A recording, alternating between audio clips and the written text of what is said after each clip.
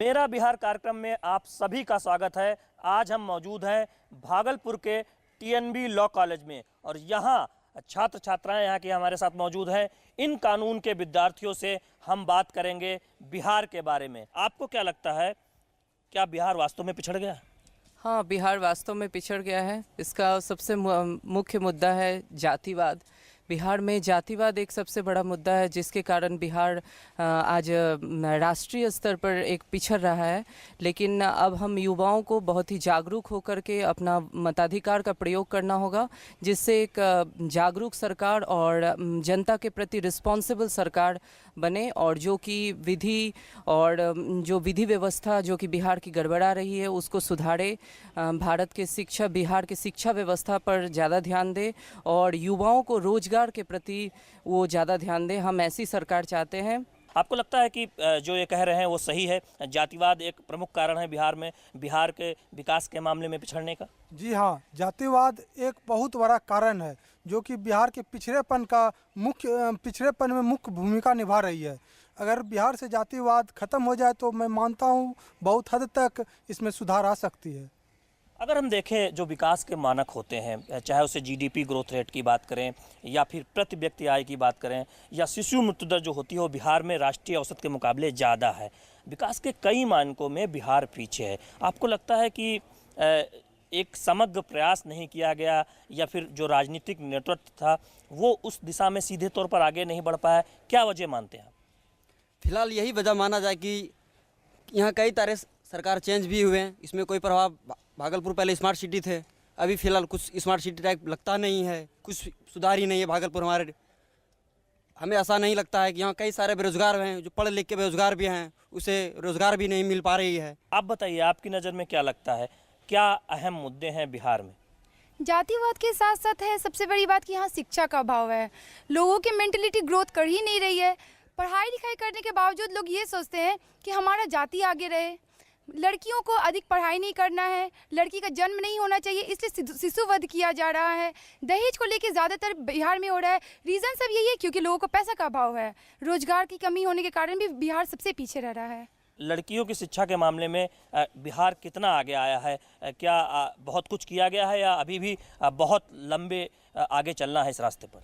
जी, पहले से तो शिक्षा के दौरान बिहार आगे हुआ है, लेकिन अभी भी गांव में ले लीजिए, बेटियों को पढ़ने नहीं दिया जाता है, इसलिए कि बेटियों को बाहर नहीं भेजना है। क्यों? ये थिंक गलत है। बेटी भी आगे बढ़ सकती है, पढ़ सकती है, अच्छा कर सकती है। और हाँ, फिलहाल अभी बहुत अच्छा कर रही है, बेटियां आगे बढ़ रही हैं और पढ़ाई के मामले में भी बेटी आगे है। इसलिए मेरा मानना है कि गांव में जो भी ये सोचते हैं गांव घर में कि बेटी को नहीं पढ़ा देना चाहिए, वो गलत सोच रहे हैं। बेटी को पढ़ना चाहिए, अवश्य पढ़ना चाहिए। जहाँ तक कानून व्यवस्था का सवाल है, आपको लगता है कि बिहार में कानून व्यवस्था की जो स्थिति है वो कैसी है? आप अपने नज़रिए से अभी और सुधार करने की ज़रूरत है। बिहार में कानून को लेकर लोग जागरूक हैं, लेकिन और जागरूक होने की ज़रूरत है। आप लोगों को क्या लगता है? आपको लगता है सुरक्षित महसूस करती हैं यहाँ पर, या फिर लगता है कि अभी इस मोर्चे पर बहुत पहल किए जाने की ज़रूरत है? जी, सुरक्षा तो यहाँ पे सुरक्षित सभी लड़कियों को महसूस नहीं होता है। सुरक्षित है सब यहाँ पे। जब भी हम लोग रात को लेट से आते हैं या जाते हैं तो फिर हमें 8 बजे से पहले या उससे पहले ही हमें घर में रहने की इजाज़त दी जाती है। बिहार जहाँ पर प्राचीन नालंदा विश्वविद्यालय, विक्रमशिला विश्वविद्यालय हुआ करते थे, लेकिन अब वो स्थिति नहीं है। बहुत सारे छात्राएं बिहार से बाहर जाते हैं पढ़ने के लिए बड़ी संख्या में। आपको क्या लगता है, शिक्षा के मामले में बिहार प्रगति कर पाया जितनी करनी चाहिए थी? बिहार में खास करके शिक्षा सबसे चौपट हो गया है। बिहार में जो सरकारी स्कूल में जो पढ़ाया जाता है आपका 1 KG से 10 तक, और वही जो सरकारी मिशन यानी प्राइवेट जो मिशन जो क्रिश्चियन का जो है उस स्कूल में इंग्लिश मीडियम पढ़ाया जाता है। वैसे स्टूडेंट अगर घर में अगर आता है तो life is useless without education, there are nothing but water, इस तरह से वो इंग्लिश में बोलता है। दावा है सरकार का, राज्य सरकार का, कि जो इनरोलमेंट है, नामांकन जो है वो प्राथमिक स्कूलों में बढ़ा है, जो ड्रॉप आउट है वो घटा है। आप लोग कह रहे हैं कि शिक्षा का स्तर सही नहीं है। आपको क्या लगता है, शिक्षा के मामले में प्राथमिक शिक्षा हो या फिर उच्च शिक्षा हो, बिहार को आप कहाँ खड़ा देखते हैं? चाहे प्राइमरी स्कूल हो या मिडिल स्कूल हो या हाई स्कूल हो, यहाँ पे शिक्षा में अच्छी क्वालिटी एजुकेशन का अभाव है। अगर आप प्राइवेट स्कूल्स की बात करते हैं तो वहाँ पे क्वालिटी एजुकेशन दिया जाता है और गवर्नमेंट स्कूल में क्वालिटी एजुकेशन के नाम पे कुछ भी नहीं है। ऐसा इसीलिए क्योंकि यहाँ की सरकार इस मामले पे कभी गंभीर रूप से सोचती ही नहीं। नीतीश कुमार को सुशासन बाबू भी कुछ लोग कहते हैं, वो गुड गवर्नेंस का दावा करते हैं उनके समर्थक। आपको क्या लगता है, शिक्षा के मामले में गुड गवर्नेंस का दावा खरा उतरता है? लड़कियों के लिए साइकिल योजना या कपड़े की योजना या मिड डे मील या इस तरह की कितनी योजनाएं हैं जिससे कि लड़के अगर गरीब घर के भी हैं तो वो उनको खाने पीने और कपड़े, किताबें और साइकिल आने जाने की व्यवस्था है, लेकिन उनके पेरेंट्स को चाहिए कि वो उनको प्रोत्साहन दें। ये भी एक बहुत बड़ी कमी है गांव के खासकर इलाकों में कि वो बच्चों को पढ़ने नहीं भेजते। एक जो अहम मुद्दा रहता है कि नौकरियां मिले, सरकारी सेक्टर में नौकरियां मिले, प्राइवेट सेक्टर में नौकरियां मिले। केवल सरकारी नौकरियों से रोजगार की जो दिक्कत है, जो किल्लत है, उसे दूर नहीं किया जा सकता। क्या वजह मानते हैं आप कि यहाँ पर क्या पर्याप्त मात्रा में नौकरियाँ बिहार में मिलती हैं? नहीं, अभी तो उपलब्ध नहीं है, क्योंकि यह हमारा बिहार जो है आरक्षण के बीमारी से ही जूझ रहा है। जितने भी यहाँ के मुख्यमंत्री बनते हैं या मिनिस्टर बनते हैं, सिर्फ अपने क्या कहते हैं जाति समीकरण या किसी मेजॉरिटी को, खास मेजॉरिटी को लेकर अपना सरकार बनाने की इच्छा रखते हैं और यहाँ विकास की ओर कोई ध्यान नहीं है और ना ही कोई यहाँ किसी भी प्रकार की फैक्ट्री आती है या ना ही कोई उद्योग लगता है, इसकी कोई बात नहीं करता है। आप बताइए कि आपको लगता है कि बिहार में नौकरियाँ मिल जाएंगी छात्राओं को? हाँ जरूर, लेकिन यहाँ उतनी फैसिलिटी नहीं है कि ये यहाँ रह सकें, क्योंकि मेरा मानना यह है कि बाहर ज़्यादा फैसिलिटी मिलती है रोजगार के मामले में। आपको लगता है कि उद्योग धंधे यहाँ पर लग रहे हैं ज़रूरी मात्रा में, या फिर और इस पर प्रयास किए जाने की ज़रूरत है? जी, अभी इस पर और ज़्यादा निवेश करने की ज़रूरत है और जब तक हम इस पर ध्यान नहीं देंगे तो फिर लोगों को अच्छा एम्प्लॉयमेंट नहीं मिलेगा यहाँ। क्या वजह रही है आपको लगता है, आप बताएं, कि बड़ी संख्या में जो युवा बेरोजगार हैं उन्हें नौकरियां नहीं मिल पाई? यहाँ की जो सरकारें हैं उनके कारण, क्योंकि एम्प्लॉयमेंट करने का मौका मिलेगा, बाहर नहीं जाना मिलेगा, जिसके कारण कि उस राज्य की तरक्की होगी। और अगर बिहार में अपने शहर में अगर लोग अपने शहर में एम्प्लॉयमेंट करेंगे तो वहाँ की ही तरक्की होगी। बिल्कुल, हम जानते हैं कि बिहार एक ऐसा राज्य है जहाँ से बड़ी संख्या में लोग इंजीनियर्स या डॉक्टर बनने बाहर जाते हैं, दूसरे राज्यों में जाते हैं, और ऐसे बहुत सारे लोग हैं जो यहाँ से शिक्षा ग्रहण कर दूसरे राज्यों में नौकरी की तलाश में जाते हैं। आप लोगों को क्या लगता है कि क्या कमी रह गई, किस मोर्चे पर जो है पहल नहीं हो पाई ठीक से, इसलिए बड़ी संख्या में, चाहे वो युवा हों, मध्यम वर्ग के लोग हों, या बड़ी संख्या में हम जानते हैं बिहार के मजदूर बाहर जाते हैं, दूसरे राज्यों में दिल्ली जाते हैं, महाराष्ट्र जाते हैं, पंजाब जाते हैं, असम जाते हैं, वहाँ पर नौकरियों की तलाश में, मजदूरी की तलाश में जाते हैं। क्या वजह आप मानते हैं? यहाँ पे जो सबसे बड़ी समस्या है वो ये है कि लॉ एंड ऑर्डर की कमी है, जिसके कारण कोई भी यहाँ पे बिजनेस सेटअप करना नहीं चाहता है। तो ज़रूरी है लॉ एंड ऑर्डर सिस्टम को और ज़्यादा वाइब्रेंट, स्ट्रांग बनाने की, तब भी यहाँ पे रोज़गार के अवसर मिलेंगे। इसके साथ साथ ज़रूरी है करप्शन को कम किया जाए। इसके लिए चाहे किसी भी तरह का करप्शन हो, चाहे ग्रांट करप्शन हो या फिर छोटे मोटे करप्शन हो या फिर पब्लिक करप्शन, प्राइवेट करप्शन, और इसके साथ साथ इसको ख़त्म करने के लिए पीपल पार्टिसिपेशन भी ज़रूरी है। हमें एक्टिव होना होगा, हमें उसमें करप्शन को ख़त्म करना होगा, इन्फोर्स कराना होगा सिस्टम को। कानून व्यवस्था बिहार में एक बड़ा मुद्दा रही है। पिछले 2 दशकों से लगातार इसकी बातें होती रही हैं और इन चुनावों में भी ये कहा जा रहा है कि जंगल राज की वापसी एक बड़ा मुद्दा बनेगा। खास तौर पर बीजेपी इसे उठाने की कोशिश कर रही है।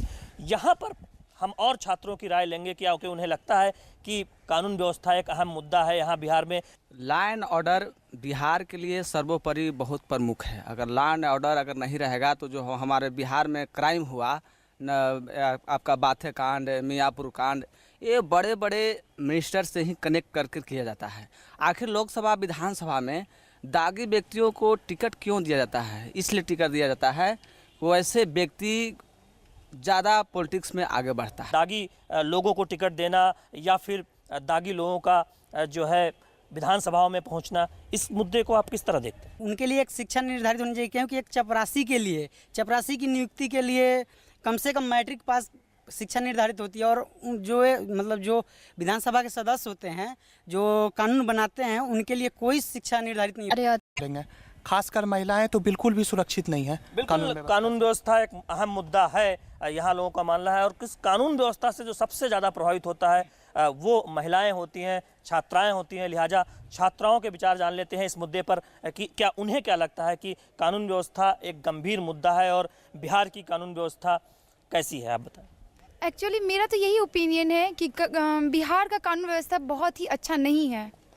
जो भी लोग विधि बनाते हैं, लॉ को बनाते हैं, उनको खुद ही लॉ का ज्ञान नहीं रहता है। पलायन पर हम बात करेंगे, चूंकि बिहार इस मामले में बहुत कहें ये मुद्दा उठता रहा है कि आखिर क्यों बड़ी संख्या में युवा रोजगार के लिए दूसरे राज्यों में जाते हैं बिहार से, या फिर मजदूर जाते हैं दूसरे राज्यों में। इसकी क्या वजह मानते हैं यहाँ के युवा, हम उनसे बात करेंगे। क्या आपको लगता है कि क्यों इतनी बड़ी संख्या में पलायन करते हैं यहाँ के मजदूर, यहाँ के युवा? रोज़गार की बात है तो सर सबसे पहले यहाँ पे सर घूस लिया जाता है एक चीज़। और कोई भी चीज़ हमें अगर कोई इंडस्ट्री सब खोलना होता है तो पहले हमें सरकार को इतना पैसा देना होता है, तभी हम लोग खोल सकते हैं। गवर्नेंस एक मुद्दा इसलिए नहीं इंडस्ट्री लग पा रही। और सर मनरेगा का बात हुआ तो सर कोई भी चीज़ अगर बनता है तो सर उसके में आधा पैसा सर उधर मतलब सरकार ही रख लेता है। भ्रष्टाचार एक मुद्दा है। आपको लगता है कि मनरेगा उस तरह से ज़मीनी स्तर पर लागू नहीं हो पाया है, या फिर गुड गवर्नेंस के मुद्दे हैं जिसकी वजह से ज़मीनी स्तर पर बहुत सारे उद्योगपति या जो है निवेश जो करना चाहते हैं वो निवेश करना नहीं चाहते? क्या कहना चाहते? ये तो बिहार किसानों का राज्य है। सबसे पहले यहाँ हम ग्रामीण स्तर से ही जब बात करते हैं तो पहले मनरेगा, सरकार कटिबद्ध है कि हम सभी को रोजगार देते हैं, मगर वो धरातल पर कुछ है नहीं। मनरेगा सिर्फ पेपर में है, ऑन पेपर, उसके बाद कुछ है नहीं। सभी उसके बाद जितने भी जनप्रतिनिधि हैं उनके माध्यम से पैसा ऊपर तक चला जाता है, धरातल पर उसका कोई लाभ नहीं मिलता है। ना कोई उद्योग है जो कि लोग यहाँ के मजदूर वर्ग भी उसमें काम कर सकें, जिस कारण है कि यहाँ मजदूर वर्गों का भी पलायन बाहर होता है। कहीं भी आप बता दीजिए कि कोई एक इंडस्ट्री के बारे में कोई बात नहीं करता है, ना कोई सोचता है, बस यहाँ इसीलिए बेरोजगारी भरी हुई है। हम जानते हैं कि बहुत कृषि प्रधान क्षेत्र है बिहार, एक बड़ा हिस्सा, बड़ी आबादी कृषि पर निर्भर है बिहार में। कहीं पर केला बहुत होता है तो कहीं पर मखाना होता है। यहाँ भागलपुर में देखो तो रेशम उद्योग रहा है। आपको लगता है कि जो छोटी छोटी इंडस्ट्री है, उद्योग धंधे हैं, वो विकास नहीं कर पाए, ये वजह है पलायन की, या फिर बड़े उद्योग नहीं लग पाए? क्या लगता है? हाँ, ये सब यहाँ बहुत बड़े बड़े उद्योग नहीं लग पाते हैं। यहाँ एक बड़ी समस्या है बाढ़। यहाँ कोसी नदी है जो बिहार का शोक कहलाती है। यहाँ सदियों से कोसी नदी को हम लोग सिर्फ शोक कहते हैं, वो हमारे लिए वरदान भी बन सकती है। अगर हम नदियों को और गहरा कर दें तो वो उसका हम लोग इस्तेमाल अच्छे अच्छे कामों में, इंडस्ट्री, नहरों का जाल बिछा दें, हाँ, तो उससे बाढ़ की समस्या कम हो सकती है और जिससे इंडस्ट्री बहुत अच्छा से बढ़ सकता है। कृषि से जुड़े जो उद्योग धंधे हैं उनका विकास हो पाया है क्या बिहार में? अगर वो हो जाए तो काफ़ी हद तक ग्रामीण स्तर पर रोजगार सुधर जाएगा। हाँ, यदि मतलब एग्रीकल्चर से रिलेटेड कोई भी कोई भी फैक्ट्री या कोई भी किसी प्रोडक्ट का प्रोडक्शन करते हैं, मतलब फैक्ट्री इस्टेब्लिशमेंट करते हैं, तो मेरा मानना है कि इससे एम्प्लॉयमेंट बढ़ने का चांसेस होगा। और मेरा एक मानना है कि जैसे बिहार में खासकर मॉडल एजुकेशन मस्ट है कि मॉडल एजुकेशंस हर एक स्कूल्स, कॉलेज, इंस्टीट्यूशन में प्रोवाइड होना चाहिए, क्योंकि इससे ये पता चलता है कि गलत सही क्या है, बहुत गलत सही का पता चलता है। तो मेरा मानना है कि मॉडल एजुकेशन पे भी फोकस होना चाहिए, तो इससे हमारा बिहार का विकास होने का चांसेस। बिल्कुल। पलायन की अगर बात करते हैं तो हम छात्राओं से इनकी राय जान लेते हैं कि आखिर इन्हें क्या लगता है कि क्या वजह है पलायन की। क्या बड़े अवसरों की तलाश में यहाँ के बिहार के युवा पलायन कर रहे हैं, या फिर यहाँ पर उस तरह के विकल्प नहीं है, इसकी वजह से पलायन करना पड़ रहा है? क्या लगता है आपको? आप बताएं, क्या वजह है पलायन? क्योंकि यहाँ एम्प्लॉयमेंट नहीं मिल रहे हैं लोगों को, जिसकी वजह से जितने भी युवा लगे वो बाहर चले जा रहे हैं। अगर यहाँ सरकारें अच्छी होंगी तो जिसकी वजह से शिक्षा व्यवस्था भी बढ़ेगा, एम्प्लॉयमेंट भी बढ़ेगा। ना यहाँ बेरोजगार है, ना ही शिक्षा है, जिसकी वजह से लोग यहाँ से बाहर निकल जा रहे हैं। मजदूरों को भी यहाँ से बाहर जाना पड़ रहा है इंडस्ट्री की वजह से, तो यहाँ से बाहर जाके लोग काम करना चाहते हैं। क्या लगता है आपको?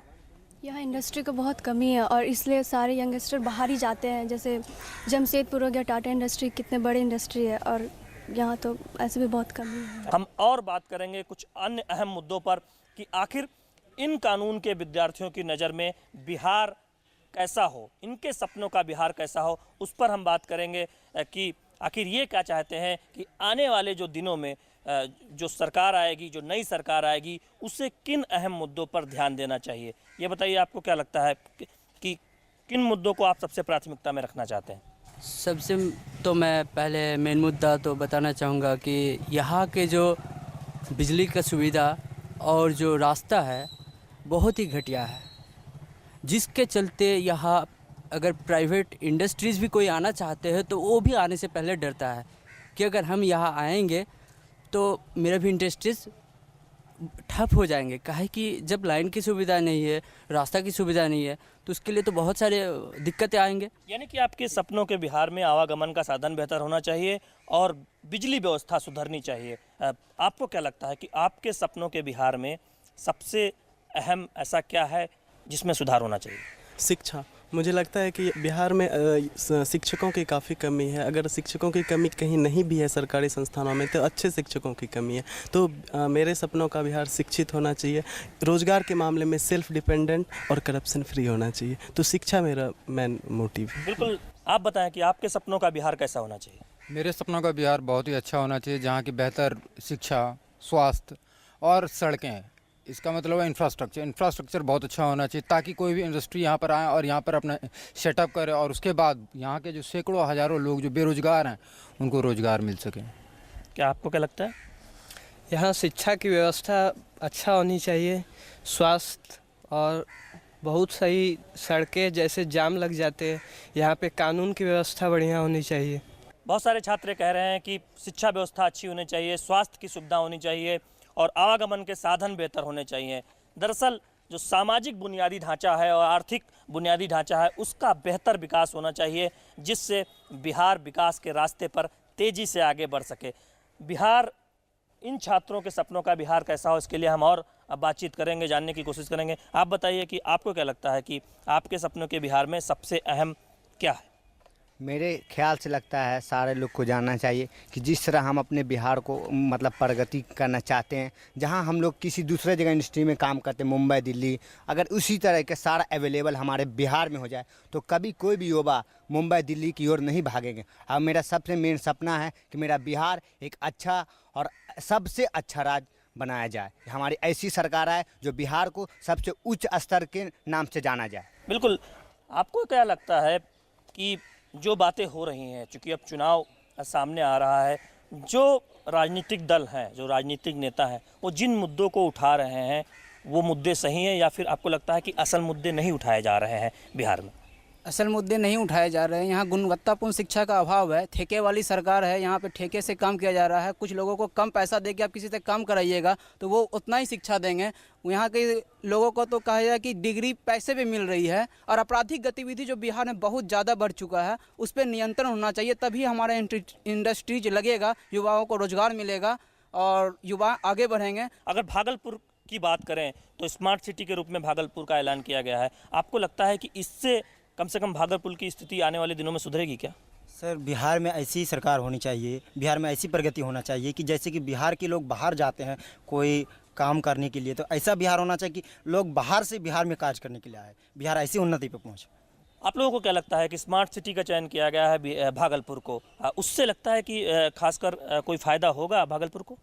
यहाँ सरकार बन जाती है, लेकिन सरकार यहाँ बनने के बाद वो अपने काम पे ध्यान नहीं देते हैं। यहाँ पे जैसे देख सकते हैं सड़कें भी यहाँ कहीं पे यहाँ ख़राब है, और फिर जो बन रही है, हमें उस सरकार को इस पे ध्यान देना चाहिए। बिल्कुल, अच्छी सड़कें हों, लोगों को बाहर ना जाना पड़े नौकरियों के लिए, और भी बहुत सारे ऐसे मुद्दे हैं, कानून व्यवस्था बेहतर हो, बुनियादी ढांचा है वो बेहतर हो। अपने सपने का बिहार के बारे में जो ये छात्र छात्रा हैं TNB लॉ कॉलेज के, वो बता रहे हैं। यहाँ हम और बात करेंगे उन छात्रों से जो अपनी बात रखना चाहते हैं। क्या कह रहे हैं आप? ये हमारा बिहार ऐसा सर, यहाँ पे भ्रष्टाचार सबसे बड़ा प्रॉब्लम है। भ्रष्टाचार, आप मनरेगा की बात कर रहे थे, मनरेगा पे हम आते हैं, वहाँ सभी को जॉब कार्ड बनाया जा रहा है, बट जो मजदूर का जॉब कार्ड बनना चाहिए उसका नहीं बना, दूसरे लोगों का बनता है। और जहाँ पे मनरेगा पे है कि बस मजदूर काम करेंगे, किसी तरह की मशीनी मतलब उपकरण उस पर इस्तेमाल नहीं किया जाना चाहिए। भ्रष्टाचार एक मुद्दा है, आपको लगता है कि भ्रष्टाचार रहित बिहार हो, वो आपका सपना है। आपका सपना क्या है बिहार को लेकर? मेरा सपना है मैं ऐसा बिहार की परिकल्पना करता हूं कि जहां पर सर्वजन हिताय सर्वजन सुखाय का नारा दिया जाए। मेरा कहने का तात्पर्य है कि बिहार के लोगों को मानसिक तौर पे इतना समृद्ध किया जाए कि वो इस तौर पे नहीं समझे कि हम बहुत कमज़ोर है, हम पिछड़े हैं, क्योंकि अक्सर बिहार के लोग अगर बाहर जाते हैं तो उन्हें पिछड़ा और कमज़ोर समझा जाता है। ये हमारी सरकार को सोचना पड़ेगा, हमें सोचना पड़ेगा, हमें अपने आप को मजबूत करना पड़ेगा। आप बताइए, आप क्या करना चाहते हैं? आपके सपनों का बिहार कैसे? बिहार में सर्वप्रथम शिक्षा की जो व्यवस्था है वो बहुत स्थिति अच्छी नहीं है। सर्वप्रथम जो आने वाली सरकार है उनसे हम लोग यही निवेदन करते हैं कि सबसे पहले जो बुनियादी शिक्षा है उनमें सुधार किया जाए, जो प्राथमिक स्तर की शिक्षाएं हैं उसमें सुधार किया जाए, और यहाँ जो बिहार में उद्योग धंधे हैं वो नहीं के बराबर है, उद्योग धंधे लगाए जाए। सिल्क का उत्पादन विश्व में सर्वप्रथम स्थान पे भागलपुर का नाम था। आज स्थिति बद से बदतर है, क्योंकि यहाँ के जो उद्योग धंधे हैं वो स्थानीय सरकार के रवैये से चौपट हो चुकी है। सरकार इस ओर ध्यान नहीं दे रही है। बिल्कुल, शिक्षा व्यवस्था सुधारनी होगी, जिसका जिक्र और कई सारे लोगों ने किया। कानून व्यवस्था का जिक्र किया, बुनियादी ढांचा बेहतर हो, उद्योग धंधे लगाए जाए, यहाँ पर परंपरागत रूप से जो उद्योग धंधे हैं उनको दोबारा शुरू किया जाए, नए उद्योग धंधे लगाए जाए। आपके सपने का बिहार कैसा?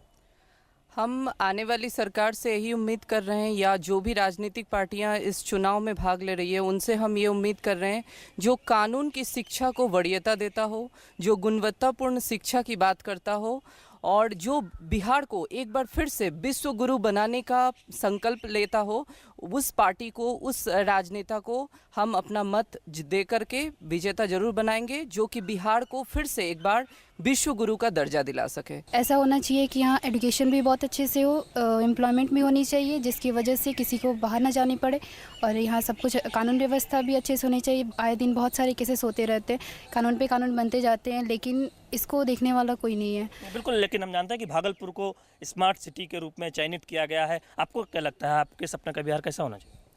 मेरे सपने का Bihar with good government, with good governance, good education, good electricity and good employment with very high income, so that the city can be developed higher.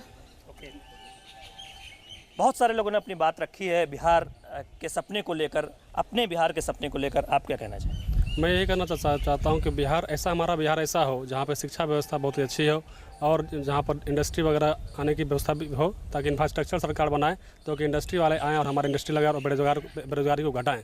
और साथ ही मैं ये भी करना चाहता हूँ कि कानून व्यवस्था भी इस तरह की होनी चाहिए ताकि हमारा बिहार सिर्फ राष्ट्र में नहीं बल्कि विश्व में जाना जाए, और बिहारियों को ऐसा सम्मान मिले जो कि अदर राष्ट्र को मिलता है और अदर स्टेट के वासियों को मिलता है। बिल्कुल, एक ऐसा बिहार हो जिसको लेकर सभी फिर से गौरव से कह सकें कि उनके बिहार में वो सारी सुविधाएं हैं जो किसी दूसरे राज्य में मिलती हैं भारत के वहाँ पर। और साथ ही साथ चाहे वो कानून व्यवस्था हो, शिक्षा का स्तर हो, या फिर उद्योग धंधों की बात हो, बिहार तेज़ी से आगे बढ़े।